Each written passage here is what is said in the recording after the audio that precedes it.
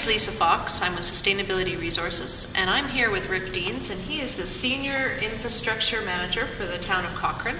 And we're here to talk a little bit about water conservation and the town's approach to water conservation. Rick, can you tell me a little bit about what is water conservation and why is it important to the town of Cochrane? Water conservation was recognized as an important tool for the town of Cochrane as far back as 1992 when they first introduced the low-flow fixture bylaw. So any new house that was built in that period of time and beyond had to be equipped with low-flow fixtures.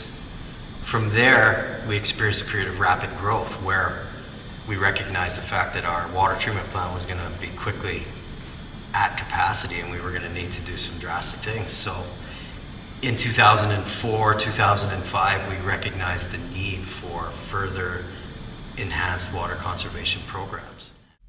The water treatment plant that we're looking at was constructed in 1997 and opened in 1998 with a design capacity of 8 million liters a day.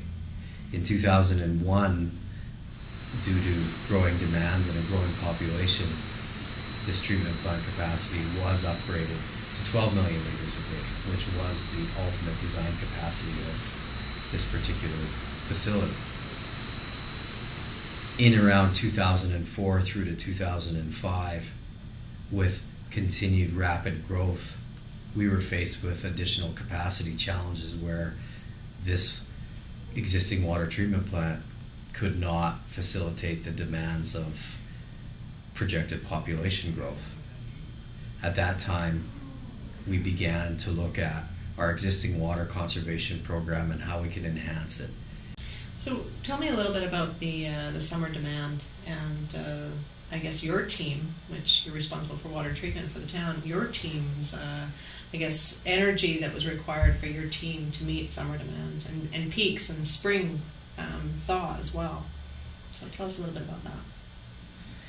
Well, Cochrane is fairly unique in the fact that we have a semi-arid climate where we have a lot of winds in the summer and we have a lot of our soil composition is such that there's a lot of rock and pit run where the water for people's yards basically goes through the ground quite quickly. There's not a lot of soil or moisture retention in our soil.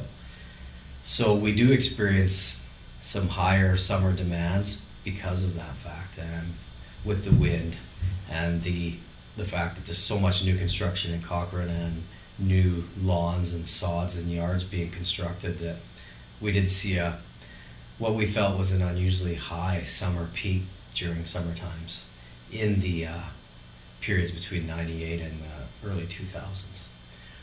We were relatively low in the winter and had a pretty respectable indoor summer per capita use because in 1992 we passed our first low flow fixtures bylaw, which certainly allowed for